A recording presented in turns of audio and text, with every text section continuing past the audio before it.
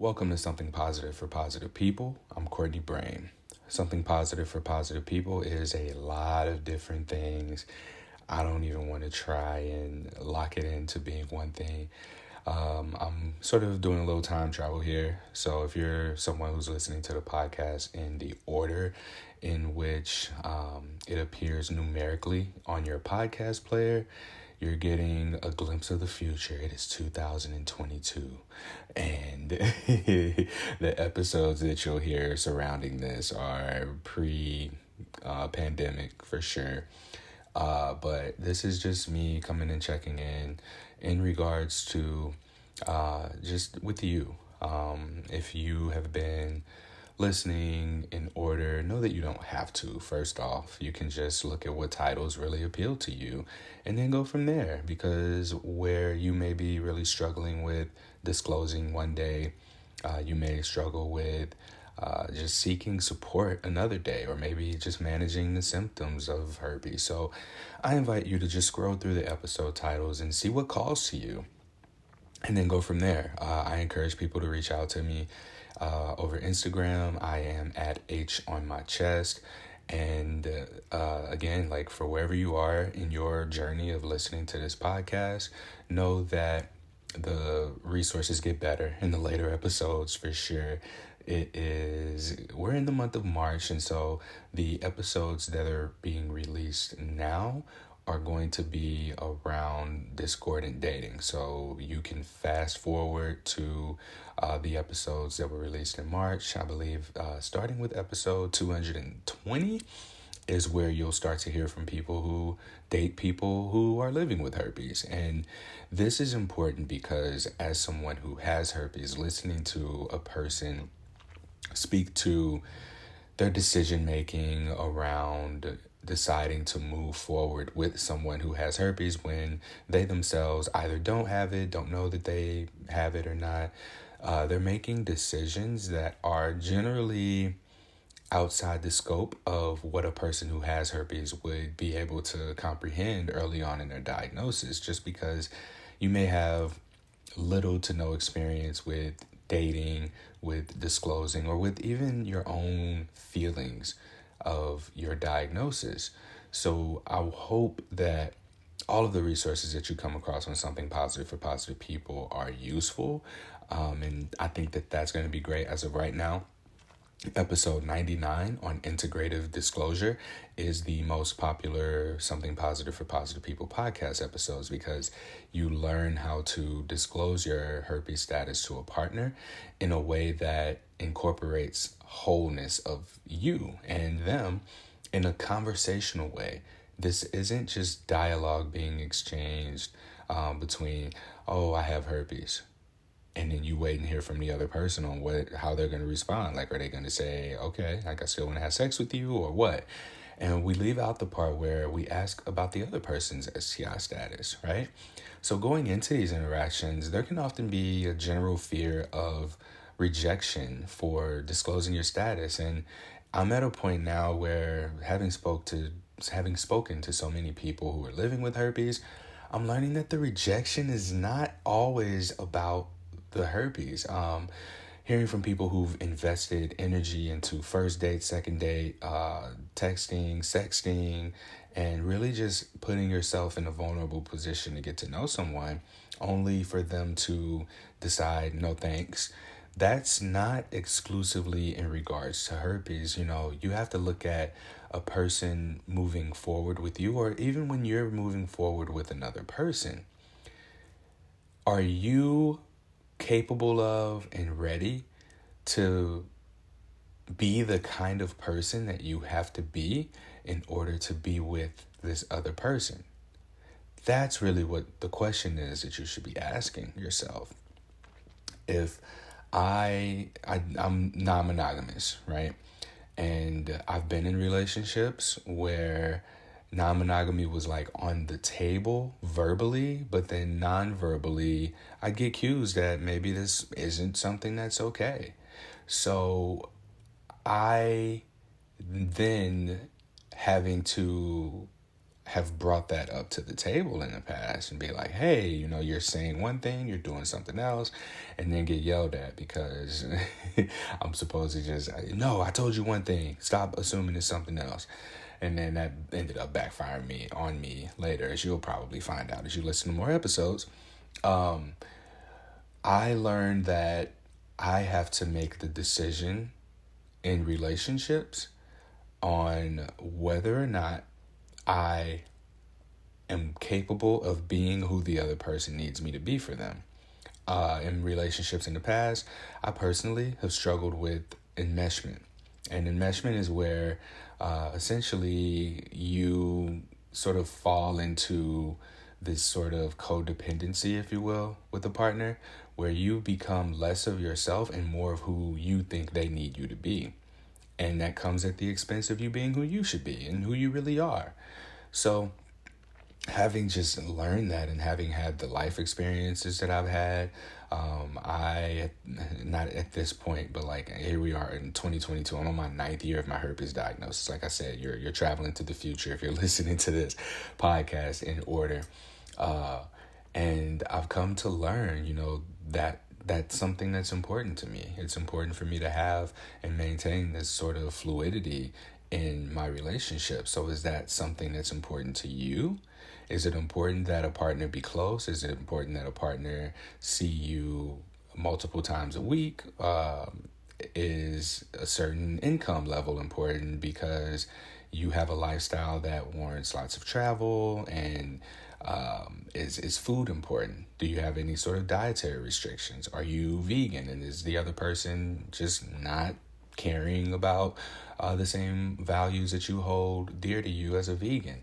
These are all things that we don't really take into consideration as we speak to our fear around sharing our herpes status with another person, disclosing to them, and then experiencing the feelings of rejection. Because rejection it's a matter of looking at who you are and deciding if you are able to maintain that person, that way of being, in an ongoing relationship with this other person. And I think that a rejection is usually just a no. It's a no. I don't want to be the person that I need to be in order for us to have a relationship. And that should be perfectly fine, because there's someone who is. There's someone who is willing to be that person. There's someone who is willing to learn. There's someone who is willing to make whatever necessary adjustments to have a healthy relationship dynamic. I can't tell you how many times I hear from people who are allowing for themselves to be in unhealthy relationship dynamics simply because of either this diagnosis or because they're more afraid of discovering who they are aside from their identity with a partner. Now, you'll hear this later on in the podcast that sexual health is mental health.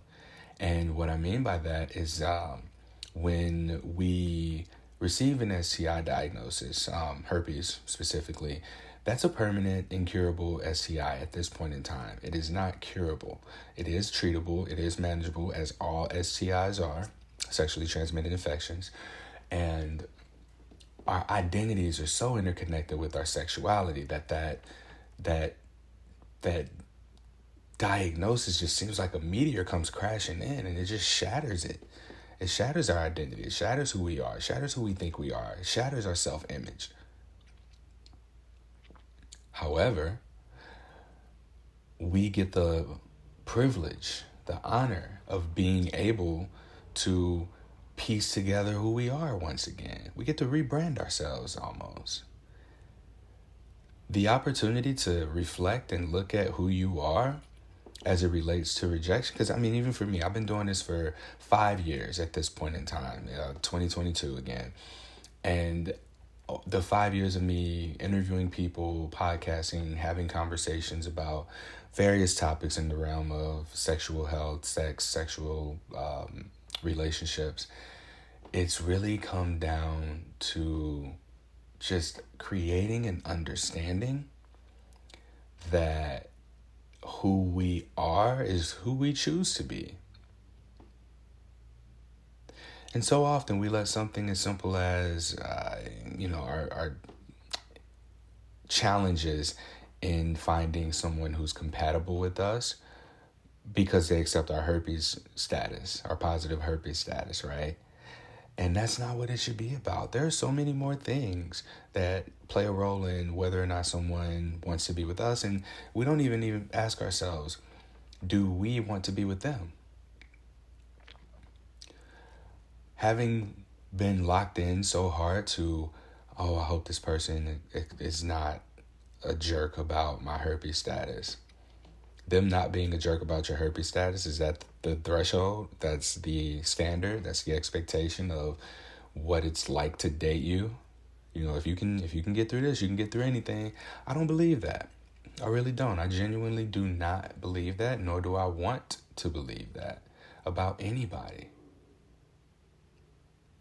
And I really would like for people to understand that. Like, I want for you to see that for yourself. Look at yourself. Look at yourself and present yourself the way that you see you. Don't present yourself in the way you want others to see you and perceive you. Because you're setting yourself up for a different kind of rejection, and that's a self-rejection.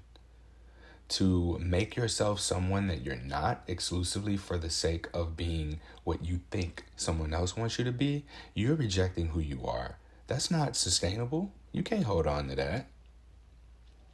You're going to get tired. You're going to get exhausted. Nobody wants to deal with someone, be with someone who is not just comfortable within themselves or being who they are. And it's an unfortunate part of this process to navigate rejection. But in other ways, what other ways have you experienced rejection? In what other ways have you rejected others? These are two things to look at, right? How often has someone asked you to do something and you've been like, no? Or if you're someone who is attractive and you get hit on and you're not interested in the person who's hitting on you, no. That doesn't have anything to do with HSV. That may not even have anything to do with their physical appearance. It could just be with how you're feeling that day. Maybe you're tired of getting compliments. Maybe you're tired of hearing about your appearance. And you're just wanting something that's not that. But you're still rejecting. Right? How do you begin to reframe whatever your narrative is in regards to rejection? There are a number of ways to do this, and as you continue to listen to the podcast, you'll find these ways. But again, man, this is just a check-in. This is exclusively a check-in. I'm coming back here onto this episode number to just get you to consider that as you move forward. Consider the fact that your relationship with rejection is something that's worth exploring. How do you reject others? How do you experience rejection from others? And when you do reject someone, you would be able to probably identify, oh, I was just feeling this way, or this is why I didn't like that person, or something was off. Understand that that's the same thing that's going through other people's minds. We can empathize. We can put ourselves in a position to be like, oh, now that I think about it, I don't believe that insert whatever statement situation, right? Because I genuinely do believe that if a person is resistant to, just further getting to know someone that they claim to have interest in, it's like they're taking care of themselves. They have their own boundaries. They may not always know what those boundaries are, but if it's someone who doesn't know, wouldn't you rather know that that person doesn't know what their boundaries are so that you can disengage? Because you don't want to be the person that they learn themselves through. What if they're on the fence about it and they just say yes because they're nice, and then you realize you don't even like this person? And then who's to say, maybe that person does end up having physical symptoms of herpes, and now you're feeling guilt-ridden and in a relationship for a long period of time, tolerating abuse perhaps, or even being abusive to that person just out of resentment. So it's important that we have our self-image in mind, that we know who we are prior to going into a situation where we're presenting ourselves an opportunity to experience rejection. And even then, ask yourself, do I have it in me? Do I want to? Am I willing to be the kind of person that I need to be in order to maintain a relationship with this other person? Because more often than not, the answer is no. I'm going to be completely honest. Because we should be able to just be who we are and find ourselves gravitating toward people. And I had to learn this the hard way. I'm the kind of person who, in healthy relationships, I have my autonomy, I have my independence, and I can pour into myself. And the relationships that I have are supportive in that. They're not taking, there's nothing that's needed from me in a sense of, oh my God, like I can't give to myself right now. I need to be able to support so-and-so. Like I have to be there for them. I have to compliment that person with my presence. We have our own presence, and we have to be present with that as well. So, again, just checking in here. I hope that you are getting what it is that you need from listening to the podcast. And if you're not, feel free to reach out. I'm H on my chest on Instagram. There's this new thing out called TikTok. I have an account on there, and it's underscores in between each syllable. So H underscore on underscore my underscore chest. I'm on TikTok, and I think those are going to be the two that I'm most active on and working towards developing. And of course, this podcast, you can email me to Courtney@spfpp.org. If you want to be a guest on the podcast, reach out, please. I'm always happy to interview people, and it's a healing experience for everybody involved. I get my perspective expanded. This space has one more story on it that people can perhaps relate to. I really do. I really do hope that you're getting what you need out of this, and I would love to hear from you. You can also donate, because now Something Positive for Positive People is a 501c3 nonprofit organization, and I'm really working toward just focusing on the suicide prevention efforts. Yes, we are still a herpes education and sexual health communication resource. I have partnerships with, or relationships, let me say that. I have relationships with people who are going to collaborate and have been collaborating in order to provide our community with more of the resources that we say we need. I mean, you'll hear this later too. We are the resource. Those of us who are living with STIs. And it's a matter of creating this safe space where we can feel empowered to share our experiences in a way that will become useful to dissolving stigma within ourselves and creating allies among our support groups, our support communities. And yeah, that's what I'm here for. I'm here for all of that. So you can donate. You can become a Patreon subscriber, patreon.com/SPFPP.